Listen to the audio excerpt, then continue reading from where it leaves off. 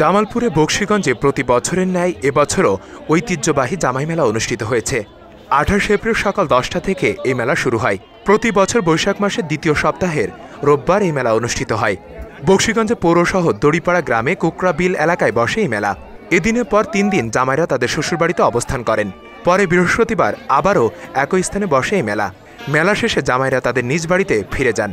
এ সময় বকশীগঞ্জ উপজেলার 7 ইউনিয়ন পৌরসভার মাছপাড়া, দড়িপাড়া, টালিয়াপাড়া, চিকরকান্দি, জানকিপুর ও বাঁশকান্দা সহ 6টি গ্রামে উৎসবের আমেজ বিরাজ করে। এছাড়া এই ইউনিয়নের আশেপাশের গ্রামগুলোতেও এ সময় জামাইদের আনাগোনা লক্ষ্য করার মতো। জামাইদের পাশাপাশি নানা বয়সী নারী পুরুষ মেলায় আসেন। এদিনের অপেক্ষায় থাকেন এসব এলাকার জামাইরা। প্রতি বছর এই দিন জামাইরা নতুন কাপড় পরিধান করে শ্বশুরবাড়িতে আসেন। জামাইদের আনাগোনায় আনন্দ উৎসব আরও মুখরিত হয়ে ওঠে। দেশীয় পিঠা পায়েস তৈরি করে জামাইদের খাওয়ানো হয়। মাছপাড়া গ্রামের জামাই মাসুদ বলেন, আমি 30 বছর আগে বিয়ে করেছি। প্রতি বছর এই দিন আমরা শ্বশুরবাড়ি আসি। প্রতি বছর 3 দিন থাকার পর বৃহস্পতিবার বা শুক্রবার আবার চলে যাই।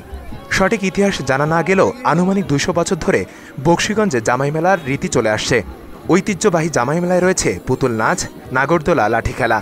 মিষ্টির মধ্যে রয়েছে চমচম, রসগোল্লা, সন্দেশ, মুড়িমুড়কি, ঝুরি, বাতাসা, কদমা ও সাজ।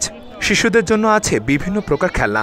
এছাড়া প্রসাধনী সামগ্রী সব বিভিন্ন ধরনের পোশাক, মৃৎশিল্প, তৈজসপত্র, আসবাবপত্র, বেতের তৈরি ডালা, দাড়িপাল্লা, বাঁশের তৈরি চালুন, তালপাতার তৈরি হাত পাখা, শীতের পাটি, মাটির তৈরি হাঁড়ি পাতিল।